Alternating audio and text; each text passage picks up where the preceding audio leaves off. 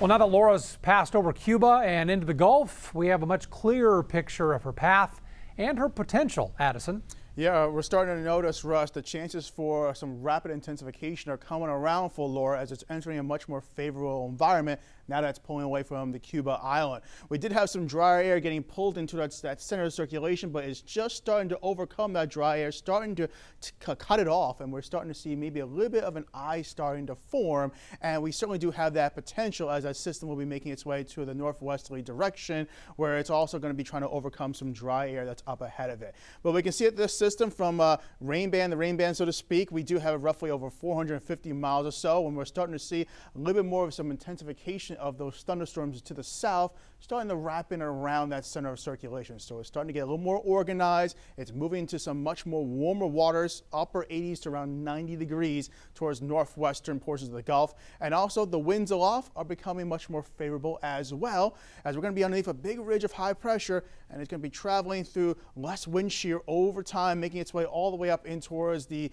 coastal waters off of Texas and Louisiana's border, where it has that potential for increasing in strength to a Category 2 and then eventually a Category 3 hurricane, a major hurricane. Right now it's a Category 1 with winds of 80 miles per hour, gusts of 100 miles per hour, moving to the west-northwest at 17 miles per hour. It'll continue to do so as we make our way through the next 24 to 36 hours, where it wants to make that landfall right there, right on the border of the Sabine Pass area. And we can certainly see we do have hurricane warnings, tropical storm warnings all around its potential landfall area, and those alerts extend all the way northward in towards the Arkansas border with Louisiana.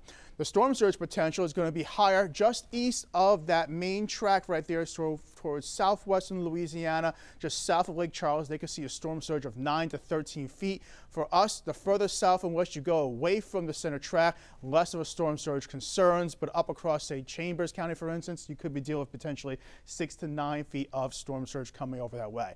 Hence, the hurricane warning is up in that vicinity as well. We have much of Harris County, the exception being southeastern portion of the county, underneath a tropical storm warning. And here are those storm surge alerts across all the blue highlighted areas. Flash flood watches are out there north and east of Liberty County. Wind gusts will be coming in as that cone starts to get closer towards us. You can see those gusts increasing 40, 50, 60 plus miles per hour, especially for like Beaumont towards the Lake Charles area. Around Houston, wind gusts will be roughly about 30 to 50 miles per hour, and then things will gradually improve as the system weakens and pulls away. Rainfall amounts with Laura are definitely going to be more on the lopsided side of things. You can certainly see some spots like Beaumont picking up over 10 inches of rain, going in towards Anahuac, maybe 3 plus, towards the Houston area, about an inch or so, and less as you go further north and west away from that center track of circulation. Now, for Wednesday's forecast, as Laura's going to be approaching, the winds will be gradually increasing from an east-southeasterly direction, and as we look, Russ, through the next 7 days, once we get past Laura, we'll go into much more favorable weather heading into the weekend ahead.